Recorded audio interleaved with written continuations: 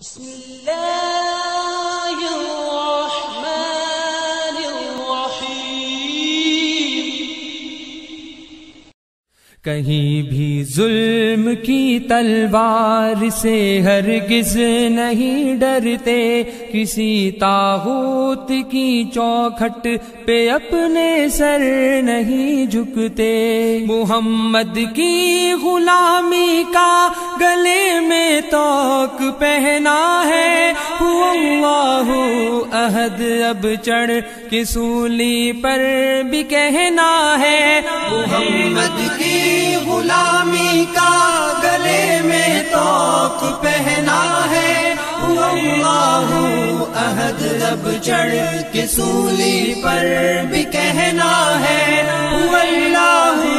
احد اب چڑھ کے سولی پر بھی کہنا ہے۔ کہیں بھی ظلم کی تلوار سے ہرگز نہیں ڈرتے، کسی طاغوت کی چوکھٹ پہ اپنے سر نہیں جھکتے،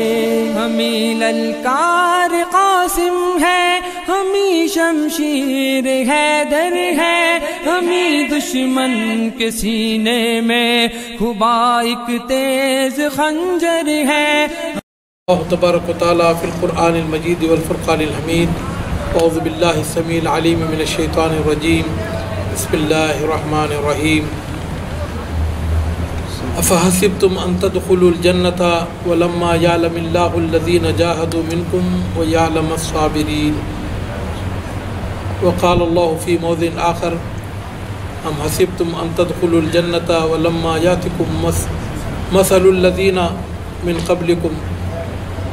ولما يأتكم مثل الذين كانوا من قبلكم مستهم الباساء والضراء وزلزلوا حتى يقول الرسول والذين آمنوا معه متى نصر الله ألا إن نصر الله قريب۔ محترم بزرگوں، دوستوں، پیارے بھائیوں و امتیان رسول اکرم صلی اللہ علیہ وسلم، آج ساری دنیا میں امت اسلامیہ ظلم و ستم کی چکی میں پس رہی ہے۔ ساری دنیا میں اگر کوئی امت مظلوم ہے تو وہ امت مسلمہ ہی ہے۔ آپ جہاں کہیں بھی نظر دوڑائیں، دنیا کے جو دیگر مذاہب کے ماننے والے ہیں، باطل مذاہب کے، وہ بڑے ہی امن چین سکون میں ہیں، اور وہ سارے کے سارے اس بات پر متفق ہو چکے ہیں کہ امت اسلامیہ کا ناک میں دم کر دیں، ان کو ان کے ملکوں سے بھگائیں اور ان کے وسائل پر قبضہ کر لیں، اور ان کو کسی بھی طرح سے روئے زمین سے ہم صاف کر کے ان کو رکھ دیں۔ اور یہ کام سوریہ میں بھی ہو رہا ہے، فلسطین میں بھی ہو رہا ہے، برما میں بھی ہو رہا ہے، اور سینٹرل افریقہ میں بھی ہو رہا ہے، اور جو سنی مسلمان ہیں عراق میں بھی ستائے جا رہے ہیں، ایران میں بھی ستائے جا رہے ہیں، اور یمن میں بھی ستائے جا رہے ہیں، اور ان کے علاوہ دنیا کے بے شمار ایسے ممالک ہیں جہاں کے مسلمان بالعموم مظلوم ہیں اور اہل توحید بالخصوص مظلوم ہیں۔ ابھی ہمارے حاجی اعجاز صاحب نے ایک مجھے دعا کے لیے درخواست روانہ کی تھی۔ آج کا واقعہ ہے کہ ادے پور راجستھان کا ایک مشہور شہر ہے، اس میں کچھ اہل توحید جو کہ شرک و بدعات کے ماحول سے بیزار ہو کر وہ یہ گھر میں نماز جمعہ ادا کرنے کے لیے جمع ہوئے، تو کچھ ہمارے وہ بھائی جن کو کہ افسوس کے ساتھ ہمیں مسلمان کہنا پڑتا ہے، جو کہ شرک و بدعات میں گرفتار ہیں، وہ تلواروں، برچھیوں، چاقوؤں کے ساتھ اس گھر پر انہوں نے حملہ کیا جس میں کہ یہ نماز جمعہ ادا کرنے کے لیے جمع ہوئے تھے، اور کئی لوگوں کو انہوں نے گھائل کر دیا، اور وہاں پر جتنی بھی گاڑیاں تھیں تو ان کو جلا دیا۔ جو کام کافر اور مشرک نہیں کیے ہیں، افسوس کہ جو لوگ اپنے آپ کو سنی کہتے ہیں اور جو لوگ اپنے آپ کو یہ سمجھتے ہیں کہ ہم پکے اہل سنت والجماعت ہیں، کلمہ گو مسلمان اپنے ہی مسلمان بھائیوں کے ساتھ یہ کام کر رہے ہیں۔ میرے محترم دوست، اور یہ ساری کی ساری چیزیں اگر وہ یہ سمجھتے ہیں کہ اس سے ہم توحید کے آگے باندھیں گے تو یہ ان کی ایک تاریخی غلطی ہے۔ یہ جو حالات ہیں کوئی نئے نہیں ہیں۔ باطل سے دبنے والے اے آسمان نہیں ہم، باطل سے دبنے والے اے آسمان نہیں ہم، 100 بار کر چکا ہے تو امتحان ہمارا، 100 بار نہیں بلکہ لاکھوں مرتبہ ہو چکا ہے کہ جہاں پر اسلام کو دبایا جاتا ہے تو اسلام وہیں تیزی کے ساتھ ابھرتا ہے۔ اسلام کی فطرت میں قدرت نے لچک دی ہے، اسلام کی فطرت میں قدرت نے لچک دی ہے، اتنا ہی یہ ابھرے گا جتنا کہ دباؤ۔ اور یہ مومنوں اور مسلمانوں کے لیے اس میں بہت ساری بشارتیں بھی ہیں۔ اللہ رب العالمین فرماتا ہے ام حسبتم ان تدخلوا الجنۃ ولما یاتکم مثل الذین کانوا من قبلکم، کیا تم لوگ یہ سمجھتے ہو کہ تم جنت میں ایسے ہی چلے جاؤ گے جبکہ تمہارے پاس تم سے پہلے جو گزرے ہوئے لوگ تھے ان کی مثالیں آئی ہیں۔ مستہم الباساء، ان کو انتہائی فاقے نے جھنجھوڑ کر رکھ دیا، والضراء، انتہائی تکلیفوں نے ان کو جھنجھوڑ کر رکھ دیا، وزلزلوا، اور وہ ہلا کر رکھ دیے گئے، حتی یقول الرسول والذین آمنوا معہ، یہاں تک کہ پیغمبر اور ان پر جو ان کے ساتھ جو ایمان لے آئے تھے وہ چلا اٹھے، متی نصر اللہ، اللہ کی مدد کب آئے گی، الا ان نصر اللہ قریب، یاد رکھو اللہ تعالیٰ کی مدد جلد ہی آئے گی۔ اور یہ اللہ رب العالمین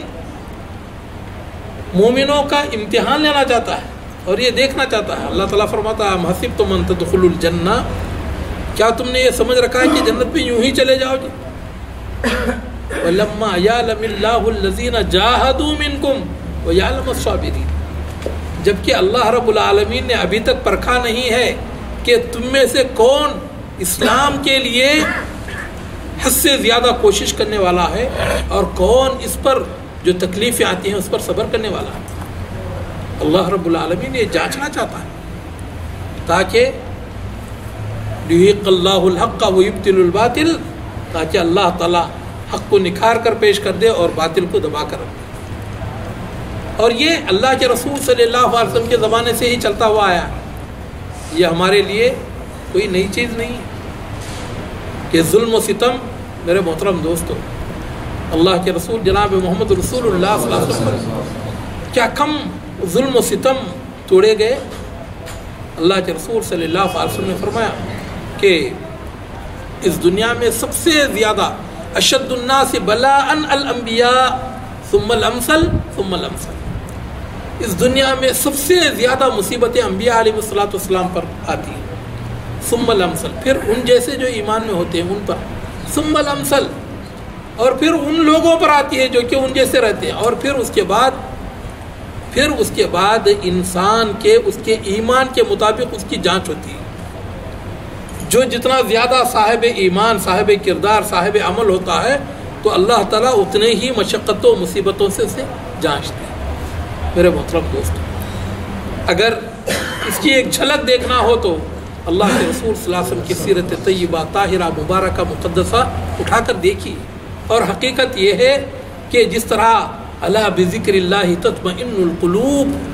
کہ اللہ تعالیٰ کی یاد سے دلوں کے اطمینان و سکون کی دولت نصیب ہوتی ہے، اسی طرح میرے اور آپ کے آقا جناب محمد رسول اللہ صلی اللہ علیہ وسلم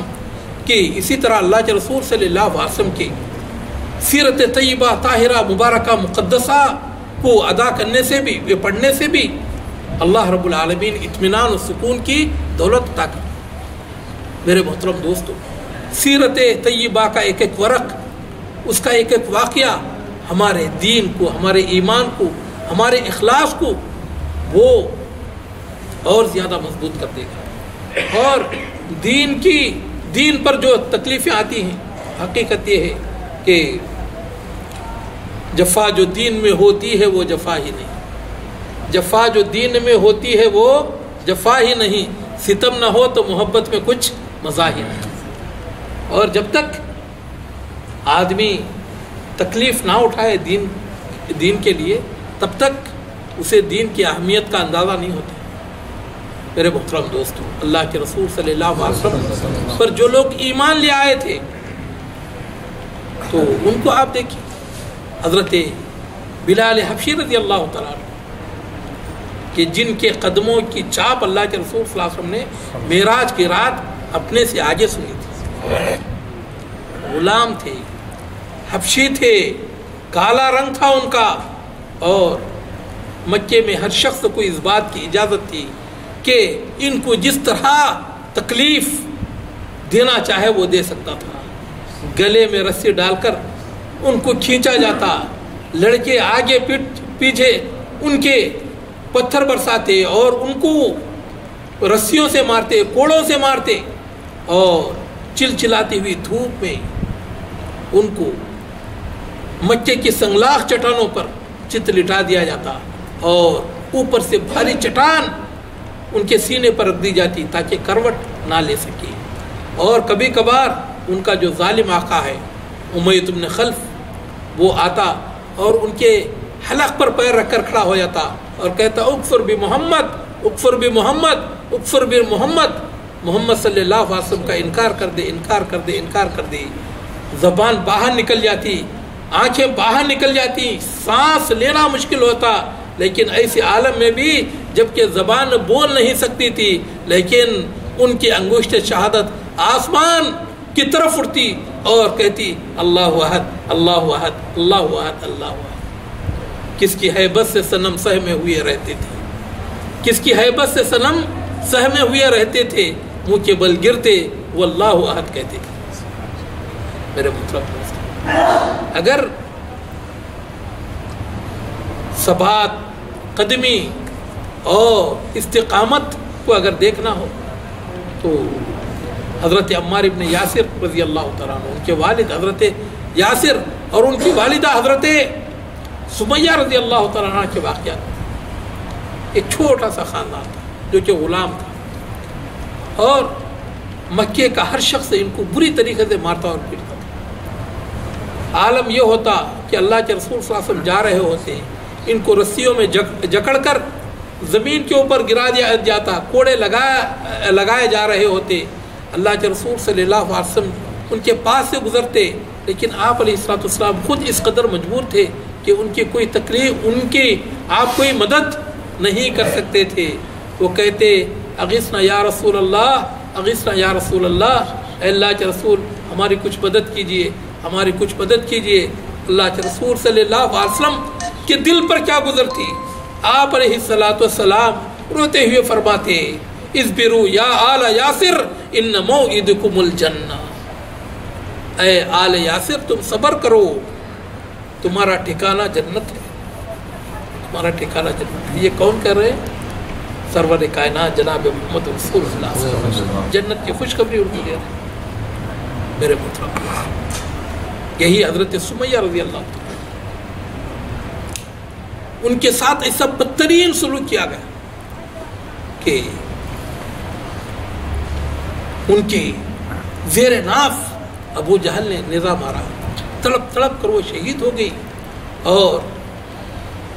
یہ پہلا خون تھا جو کہ دین کے لیے بہا۔ ایک عورت امت کے فرعون ابو جہل کے ظلم کا شکار ہوئی۔ حضرت خباب بن ارت رضی اللہ تعالیٰ عنہ ایک لوہار تھے، اور وہ بھٹی جلاتے تھے، تو مشرکین نے ان کے ہاتھ پیر باندھے اور انہی کی بھٹی پر ان کو پیٹ کے بل لٹا دیا۔ میرے محترم دوستوں،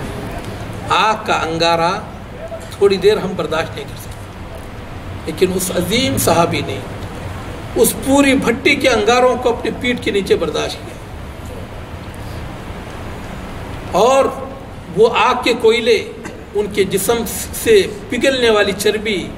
نکلنے والے پسینے اور خون نے اس بھٹی کے انگاروں کو بجھا دیا، لیکن دل کے اندر ایمان کا جو شعلہ تھا وہ بجھ نہیں سکا۔ اسی حالت میں ان کی پیٹھ جلی ہوئی تھی اور ہڈیاں تک نظر آ رہی تھی۔ ایسی حالت میں اللہ کے رسول جناب محمد رسول اللہ صلی اللہ علیہ وسلم کی خدمت اقدس پہ پہنچی خود فرماتے ہیں شکونا الی رسول اللہ صلی اللہ علیہ وسلم وہو متوسد ببردۃ لہ فی ظل الکعبہ، ہم نے اللہ کے رسول جناب محمد رسول اللہ صلی اللہ علیہ وسلم کی خدمت پہ شکایت کی۔ آپ علیہ السلام اپنی ایک چادر سے ٹیک لگائے ہوئے خانہ کعبہ کی دیوار کے سائے میں بیٹھے ہوئے تھے۔ میں نے جا کر اپنی پیٹھ دکھائی، کہا الا تدعو لنا یا رسول اللہ، اے اللہ کے رسول کیا اب بھی آپ ہمارے لیے دعا نہیں فرمائیں گے؟ الا تستنصر لنا، کیا اب بھی آپ ہمارے لیے طلب نصرت نہیں فرمائیں گے؟ میرے محترم دوستو، کیا گزری ہوگی رحمت عالم جناب محمد رسول اللہ صلی اللہ علیہ وسلم کے سینے دل مبارک پر کہ اپنے ساتھی کی یہ حالت دیکھی کہ پیٹھ ساری جل چکی ہے، ہڈیاں ظاہر ہو رہی ہیں۔ اللہ کے رسول صلی اللہ علیہ وسلم نے فرمایا، اے میرے عظیم صحابی، ان من کان قبلکم یؤخذ الرجل فیحفر له حفرۃ فی الارض، تم سے پہلے جو اللہ والے تھے ان کے ساتھ یہ سلوک کیا جاتا تھا کہ ایک زمین میں گڑھا کھود دیا جاتا، پھر ان کو لا کر کمر تک اس میں دفن کر دیا جاتا، ثم یجاؤ بالمنشار فیوضع علی راسہ، پھر آری لائی جاتی اور ان کے سر پر رکھی جاتی، فیشقہ نصفین، اور پھر چیر کر دو ٹکڑے کر دیا جاتا، ویمشط بامشاط الحدید، اور پھر ان کے جسموں کو کھرچا جاتا لوہے کی کنگیوں سے، یہاں تک کہ گوشت ایک طرف ڈال دیا جاتا اور ہڈیوں کا پنجر دوسری طرف ڈال دیا جاتا، وما یصدہ ذلک عن دینہ، لیکن پھر بھی یہ تکلیفیں، یہ مصیبتیں، یہ کٹنا، یہ پیٹنا، یہ جلنا ان کو دین سے نہیں روکتا تھا۔ فواللہ لیتمن اللہ ھذا الامر حتی یسیر الراکب من صنع الی حضرموت ولا یخاف الا اللہ ولکنکم تستعجلون،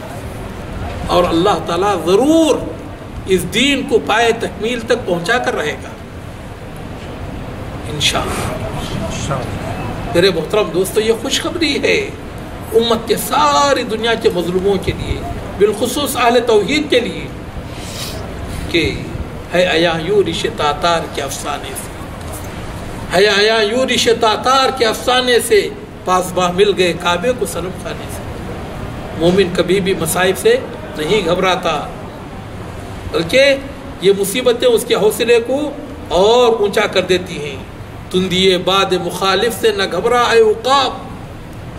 تندیے باد مخالف سے نہ گھبرا اے عقاب، یہ تو آتی ہے تجھے اونچا اڑانے کے لیے۔ میرے محترم دوست، اللہ کے رسول صلی اللہ علیہ وسلم نے فرمایا فواللہ لیتمن اللہ ھذا الامر، اللہ تعالیٰ اس معاملے کو، اس دین کو ضرور سر بلند کر کے رہے گا، حتی یسیر الراکب من صنع الی حضرموت ولا یخاف الا اللہ، یہاں تک کہ ایک سوار صنعاء سے لے کر حضرموت تک کا جو سفر ہے، جو کہ خطرناک جنگلی جانوروں، ڈاکوؤں اور لٹیروں سے گھرا ہوا ہے، اکیلا طے کرے گا، ولا یخاف الا اللہ، سوائے اللہ کے اسے کسی قسم کا کوئی خوف نہیں ہوگا، ولکنکم تستعجلون، لیکن اے میرے صحابہ ذرا تم جلدی کر رہے ہیں، ذرا تم جلدی کر رہے ہیں۔ میرے محترم دوست، یہ اللہ کے رسول صلی اللہ علیہ وسلم کو اللہ رب العالمین نے وہ قلب مبارک عطا فرمایا تھا، وہ دل عطا فرمایا تھا کہ یہ ساری کی ساری مصیبتیں، ساری کی ساری پریشانیاں ایک مچھر کے پر کے برابر بھی آپ کے سامنے اس کی حیثیت نہیں رہی، یہاں تک کہ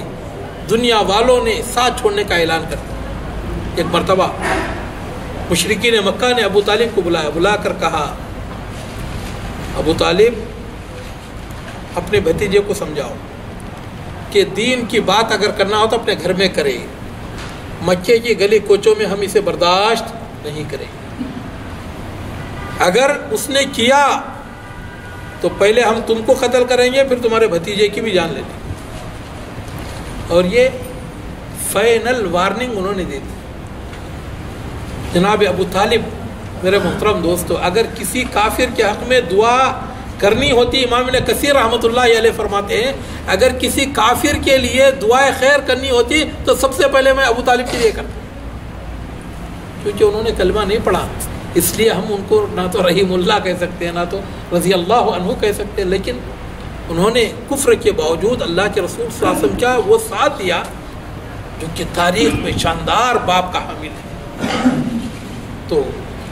اللہ کے رسول صلی اللہ علیہ وسلم کے پاس آئے، آ کر کہنے لگے میرے بچے میں بوڑھا ہو چکا ہوں، میری ہڈیاں کمزور ہو چکی ہیں، اب مجھ میں اتنی طاقت نہیں ہے کہ میں سارے مکے والوں کی مخالفت برداشت کروں. بیٹے ایسا کرنا کہ تم اس دین کی دعوت کو اپنے گھر میں تم لوگوں کو دینا، مکے کی گلی کوچوں میں اس کا پرچار نہ کرنا، ورنہ لوگ تم کو بھی قتل کر دیں گے اور مجھ کو بھی مار ڈالیں گے. اللہ کے رسول جناب محمد رسول اللہ صلی اللہ علیہ وسلم نے جب یہ دیکھا کہ مکے کے اندر اللہ تعالیٰ کے بعد جو ایک واحد سہارا جناب ابو طالب کی شکل میں موجود ہے، وہ بھی اپنا ساتھ چھوڑنے پر آمدہ نظر آ رہا ہے. اللہ کے رسول جناب محمد رسول اللہ صلی اللہ علیہ وسلم، مومن کبھی بھی چاہے حالات کیسے بھی سخت کیوں نہ آئے، مومن کبھی بھی نہیں گھبراتا. اللہ کے رسول صلی اللہ علیہ وسلم نے جو باتیں اپنی زبان مبارک سے اس وقت ادا فرمائیں، میرے محترم دوستو، دنیا میں کوئی ایسی دھات نہیں ہے جس سے کہ ان الفاظ کو لکھا جا سکے. سونے کہتے ہیں سونے کا پانی، سونے یہ پانی تو کوئی چیز ہے ہی نہیں ان الفاظ کے عظمت کے سامنے. اللہ کے رسول صلی اللہ علیہ وسلم نے فرمایا یا امی واللہ لو وضعوا الشمس فی یمینی والقمر فی یساری الا ان اترک هذا الامر ما ترکته حتی اہلک فیہ او لیتمن اللہ هذا الامر. چچا جان، اللہ کی قسم یہ لوگ آسمان پر چڑھ جائیں، وہاں سے سورج کو توڑ کر لائیں اور لا کر میرے داہنے ہاتھ میں رکھ دیں، اور چاند کو توڑ کر لائیں اور لا کر میرے بائیں ہاتھ میں رکھ دیں، اور یہ کہیں کہ سورج اور چاند لے لو، دعوت دین سے دستبردار ہو جاؤ. ما ترکتہ، اللہ کی قسم میں اسے چھوڑنے والا نہیں ہوں، حتیٰ اہلک فیہ، یا تو اس کے پیچھے ہی میری جان چلی جائے گی، او لا یتمن اللہ ھذا الامر، یا اللہ تعالیٰ اس دین اسلام کو سربلند کر کے رہے گا. یہ دونوں کاموں میں سے کوئی ایک کام ضرور ہوگا، یا تو اسی کے پیچھے میری جان چلی جائے گی یا یہ دین سربلند ہوگا. ففاوتینا، پھر آپ علیہ السلام کی آنکھوں سے آنسو بہہ پڑے. حضرت ابو طالب نے سینے سے لگا لیا. آپ علیہ السلام سے کہنے لگے میرے بچے، جو چاہے کرنا ہے کر، میں تیرے ساتھ ہوں. اللہ کی قسم تجھ پر فواللہ لن یصلوا الیک حتی وسد فی التراب دفینا، اللہ کی قسم یہ لوگ تجھ تک پہنچنے کے لیے ان کو میری لاش پر سے گزرنا پڑے گا. میرے محترم، یہ حالات، اور یہی حضرت بلال حبشی رضی اللہ تعالیٰ جو کہ امیہ بن خلف کے غلام تھے اور جو ان کو اس طرح سے تکلیفیں دیتا تھا.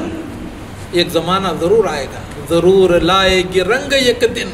خدا کے بندوں کی فاقہ مستی، بکھر پڑے گا نظام ہستی جو دل سے آہو بکا کریں گے. چنانچہ وہ وقت بھی آ گیا کہ ظالموں کی تقدیر کا فیصلہ مظلوم نے کیا. جنگ بدر کا عالم تھا. تاریخ پڑھیں، اسلامی تاریخ، اللہ کے رسول صلی اللہ علیہ وسلم کی سیرت. اللہ کی قسم قرآن کے بعد سب سے زیادہ اگر کوئی مومن کسی چیز سے استفادہ کر سکتا ہے تو اللہ کے رسول صلی اللہ علیہ وسلم کی سیرت ہے. چنانچہ جنگ بدر کا عالم تھا اور حضرت بلال حبشی رضی اللہ تعالیٰ عنہ اپنے اس ظالم کی تلاش میں تھے کہ کہاں ہے امیہ بن خلف. وہ بھاگ رہا تھا، اس کے ساتھ اس کا بیٹا علی بھی تھا. تو حضرت بلال حبشی رضی اللہ تعالیٰ عنہ نے ہاتھ میں تلوار لیا ہوا تھا اور فرما رہے تھے لا نجوت ان نجا امیہ، یا تو آج امیہ بن خلف رہے گا یا تو بلال حبشی رہے گا. اور عالم یہ تھا کہ حضرت عبد الرحمن بن عوف رضی اللہ تعالیٰ عنہ ادھر سے گزر رہے تھے. ان کے ہاتھ میں مال غنیمت میں جو انہوں نے حاصل کیا تھا کئی زرہیں تھیں. تو امیہ ابن خلف نے دیکھا کہ بلال موت بن کر میرے پیچھے لگا ہوا ہے، تو حضرت عبد الرحمن ابن عوف سے کہا عبد الرحمن یہ زرہیں لے کر تو کیا کرے گا؟ اللہ کی قسم مجھے گرفتار کر لے تو اتنا مال دے دوں گا کہ تو مالدار بن جائے، اور اس قدر میں فدیے میں دے دوں گا، اور کسی بھی طرح مجھے تو بلال حبشی سے بچا لے۔ تو حضرت عبد الرحمن ابن عوف نے وہ زرہیں پھینکی اور اسے غلام بنا لیا۔ اتنے میں حضرت بلال حبشی رضی اللہ تعالیٰ عنہ کچھ انصار و مہاجرین کے ساتھ وہاں پر پہنچے، کہا عبد الرحمن اس کو میرے حوالے کرو۔ حضرت عبد الرحمن ابن عوف رضی اللہ تعالیٰ عنہ نے کہا کہ نہیں، میں نے تو اسے قید کر لیا ہے، اب قید کے بعد آپ قتل نہیں کر سکتے۔ کہا نہیں، آج قیدی ویدی کچھ بھی نہیں چلے گا، پہلے اسے تم ادا کرو، میرے حوالے کرو۔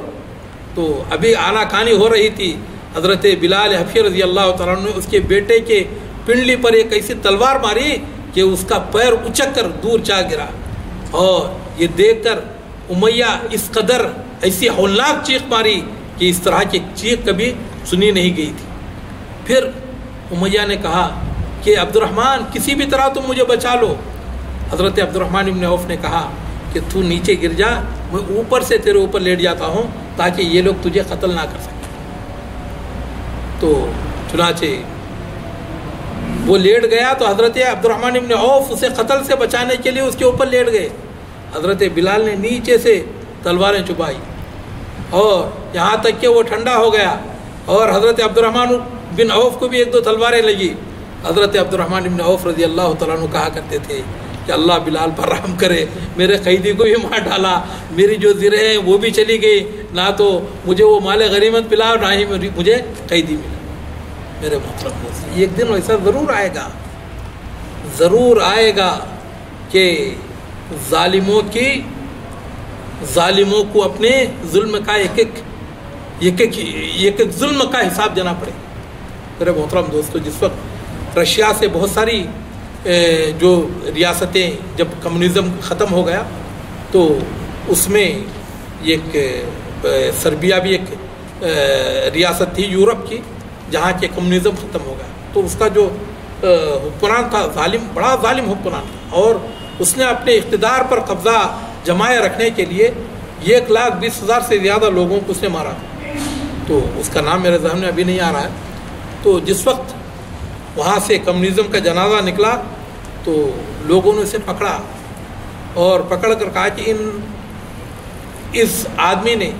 کتنے لوگوں کو مارا تھا، ریکارڈ طلب کیا گیا۔ کہا کہ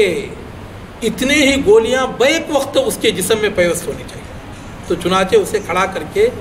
1,20,000 بندوقوں سے اس کو مارا گیا اور اس کے لاش کے پرخچے اٹھے۔ میرے محترم دوستو، جو ظلم و ستم کر کے یہ سمجھ رہا ہے کہ مجھے کوئی بڑی طاقت بچا لے گی، میرے محترم دوستو وہ بے خوفوں کی جنت میں ہے۔ خود میرے اور آپ کے آقا جناب محمد رسول اللہ صلی اللہ علیہ وسلم پر جو ظلم کیا گیا، آپ علیہ الصلوۃ والسلام خانہ کعبہ میں نماز ادا کر رہے ہیں، اتنے میں ابو جہل کے دماغ میں ایک شیطانی تدبیر آئی۔ اس نے کہا من یاتی بصلاح جزور، کون ہے جو کہ مکے کے فلاں محلے میں یہ اونٹ ذبح ہوا ہے اس کی گوشت کو لے کر آئے، اور جس وقت آپ سجدے میں جائیں تو آپ کے پیٹھ پر اس کو رکھ دے تاکہ ہم لوگوں کے لیے ایک تفریح کا موقع مل جائے۔ نعوذ باللہ۔ تو عقبۃ بن ابی معیط یہ شخص اٹھا اور 2-4 غلاموں کو لے کر وہ گندگی سے بھری ہوئی اوجڑی لے کر آیا، اور جس وقت اللہ کے رسول صلی اللہ علیہ وسلم حالت سجدہ میں گئے اس نے آپ کی پیٹھ پر وہ رکھ دیا۔ اللہ کے رسول صلی اللہ علیہ وسلم اس کے بھاری بھرکم ہونے کی وجہ سے سر مبارک کو، اور وہ پھیل کر سر پر بھی آ گئی تھی اور آپ کے پیٹھ پر اور سارے جسم پر وہ پھیل چکی تھی، اور آپ علیہ الصلوۃ والسلام سجدے سے سر اٹھا نہیں پا رہے تھے۔ حضرت عبداللہ ابن مسعود رضی اللہ تعالیٰ عنہ کہتے ہیں کہ میں یہ بدترین منظر اپنے آنکھوں سے دیکھ رہا تھا، لیکن مجھ میں اتنی ہمت اور طاقت نہیں تھی کہ میں اللہ کے رسول صلی اللہ علیہ وسلم سے اس گندی اوج کو میں ہٹا سکوں۔ میں دوڑتا ہوا گیا، جا کر حضرت ابوبکر رضی اللہ تعالیٰ عنہ کو اطلاع دی۔ حضرت فاطمہ رضی اللہ تعالیٰ عنہ کو خبر کی، ادھر سے حضرت فاطمہ رضی اللہ تعالیٰ عنہ روتی ہوئی آئیں اور حضرت ابوبکر رضی اللہ تعالیٰ عنہ دوڑتے ہوئے آئے اور انہوں نے بڑی ہی مشقت کے ساتھ اس گندگی کے بوجھ سے اللہ کے رسول صلی اللہ علیہ وسلم کو آزاد کیا۔ اللہ کے رسول صلی اللہ علیہ وسلم نے سجدے سے سر اٹھایا، بد دعا کے لیے آپ نے ہاتھ اٹھائے، کہا اللہم علیک بقریش، اللہم علیک بقریش، اللہم علیک بقریش، یا اللہ قریش کو تو اپنے عذاب میں گرفتار کر۔ یہ بات آپ نے 3 مرتبہ دہرائی۔ پھر کہا اللہم علیک بابا جہل ابن ہشام، وہ بھی عتبۃ ابن ربیعہ، وہ شیبۃ ابن ربیعہ، وہ امیۃ ابن خلف، وہ عقبۃ ابن ابی معیط، یا اللہ ابو جہل، عتبہ، شیبہ،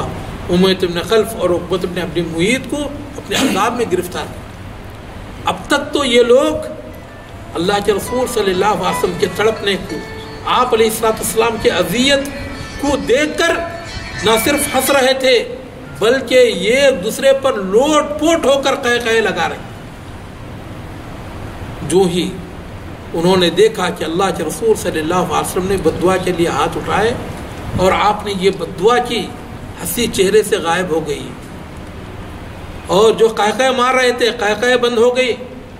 اور ان کی آنکھوں میں خوف اتر آیا اور ان کی زبان سے نکلا واللہ ان دعوت هذا الرجل فی هذا المقام لمستجابہ، اللہ کی قسم اس شخص کی زبان سے جو بھی بد دعا نکلی ہے وہ ضرور اس مقام پر قبول ہو کر ہی رہے۔ وہ وقت بھی آیا کیونکہ اس بد دعا کی قبولیت کا وقت تھا۔ میرے محترم دوستوں، مظلوم کے دل کا ہر نالہ تاثیر میں ڈوبا ہوتا ہے، مظلوم کے دل کا ہر نالہ تاثیر میں ڈوبا ہوتا ہے۔ ظالم کو کوئی جا کر دے خبر، انجام ستم کیا ہوتا ہے۔ جب ظلم گزرتا ہے حد سے قدرت کو جلال آ جاتا ہے، فرعون کا سر جب اڑتا ہے موسیٰ کوئی پیدا ہوتا ہے۔ چنانچہ جنگ بدر میں اللہ کے رسول صلی اللہ علیہ وسلم نے ایک لکڑی لیا، آپ علیہ السلام نے ایک جگہ ایک دائرہ بنایا، کہا یہاں ابو جہل قتل کیا جائے گا، یہاں پر امیہ قتل کیا جائے گا، یہاں پر عتبہ، یہاں پر شیبہ اور یہاں پر عقبۃ ابن ابی معیط، اور اللہ کے رسول صلی اللہ علیہ وسلم نے کچھ کافروں کا نام، حضرت عبداللہ ابن مسعود رضی اللہ تعالیٰ عنہ جو کہ اس بد دعا کے چشم دید گواہ تھے، وہ بھی اس جگہ پر حاضر تھے۔ کہا اللہ کی قسم، اللہ کے رسول صلی اللہ علیہ وسلم نے جن کا نام وہاں پر اس بد دعا میں لیا تھا، اللہ کی قسم میں نے دیکھا کہ جہاں پر اللہ کے رسول صلی اللہ علیہ وسلم نے دائرہ بنایا تھا ان کی لاشیں اس دائرے سے ایک انچ بھی نہ تو ادھر ہوئی تھی نہ تو ادھر ہوئی تھی۔ اور میں ان لوگوں میں سے تھا جنہوں نے کہ ان کی سڑی گلی لاشوں کو کھینچ کھینچ کر بدر کے اندھے کنویں میں ڈالا۔ اللہ کے رسول صلی اللہ علیہ وسلم اس کنویں پر تشریف لے آئے، آپ نے پکار کر کہا یا ابا جہل ابن ہشام، یا عتبۃ ابن ربیعہ، یا شیبۃ ابن ربیعہ، یا امیۃ ابن خلف، یا عقبۃ ابن ابی معیط، اما وجدتم ما وعدکم ربکم حقا وقد وجدتم ما وعدنی ربی حقا۔ اے ابو جہل، اے عتبہ، اے شیبہ، اے امیۃ ابن خلف، اے عقبۃ ابن ابی معیط، کیا اللہ تعالیٰ نے تم سے جو عذاب کا وعدہ کیا تھا کیا آج تم نے اپنے آنکھوں سے نہیں دیکھ لیا؟ وقد وجدت ما وعدنی ربی حقا، میرے رب نے مجھ سے جو فتح و نصرت کا وعدہ کیا تھا آج میں نے اسے اپنے آنکھوں سے دیکھا۔ حضرت عمر ابن خطاب نے کہا اتتکلم من اجساد لا ارواح لها یا رسول اللہ، اے اللہ کے رسول کیا آپ ایسے جسموں کو مخاطب ہیں جن میں کہ روحیں نہیں ہیں؟ اللہ کے رسول صلی اللہ علیہ وسلم نے فرمایا کہ اے عمر، جس طرح تم میری باتیں سن رہے ہو تم سے کہیں زیادہ وہ میری باتوں کو سن رہے ہیں۔ حدیث کے ہی الفاظ ہیں احیاہم اللہ، اللہ تعالیٰ نے اس وقت کے لیے ان کو زندہ کر دیا تھا، واسمعہم، اللہ تعالیٰ نے اللہ کے رسول صلی اللہ علیہ وسلم کی باتیں ان کو سنائیں، لیزداد حسرتہم و ندامتہم، تاکہ ان کی حسرت، ان کی شرمندگی اور زیادہ ہو جائے۔ میرے محترم دوستوں، یہ ظلم کا نتیجہ ہے، اور ظالم چاہے وہ سوریا کے ہوں، چاہے وہ فلسطین کے ہوں، چاہے وہ عراق کے ہوں، چاہے وہ ایران کے ہوں، چاہے وہ میانمار کے ہوں، چاہے وہ برما کے ہوں، چاہے وہ دنیا کے کسی بھی علاقے کے کیوں نہ ہوں، لیکن وہ اللہ تعالیٰ کے قانون انتقام سے کبھی بچ نہیں سکتے انشاءاللہ۔ اور دنیا کے موحدوں کے لیے بھی جو ہمارے بھائی راجستھان میں پریشان حال ہیں، اور ان کے علاوہ دنیا کی مختلف جگہوں پر، بالخصوص مسلمان تو عموماً ٹارگٹ ہیں، لیکن بالخصوص اہل توحید، یہ اہل باطل کے، یہود و نصارہ کے، مشرکین کے اور بت پرستوں کے، یہ سب سے زیادہ ٹارگٹ پر ہیں، کیونکہ ان کو پتہ ہے کہ صحیح دین اگر ہے تو انہی لوگوں کے پاس ہے۔ میرے محترم دوست، انشاءاللہ یہ ایک زمانہ ایسا بھی آئے گا کہ اللہ رب العالمین چاہے تو اللہ رب العالمین ان کو بھی ہدایت دیں گے اور ان کے آل اولاد کو بھی انشاءاللہ ہدایت عطا کریں گے۔ اور سیرت طیبہ طاہرہ مبارکہ مقدسہ اگر آپ پڑھیں گے تو میرے محترم دوستو، سیرت کا ایک ایک واقعہ، ایک ایک ذرہ ہمارے حوصلے کو، ہمارے ایمان کے اضافے کا سبب بنتا ہے۔ اور انشاءاللہ اللہ تعالیٰ کی ذات سے امید ہے کہ جو بھائی وہاں پر ستائے جا رہے ہیں، اور ان کے علاوہ جتنے بھی بھائی،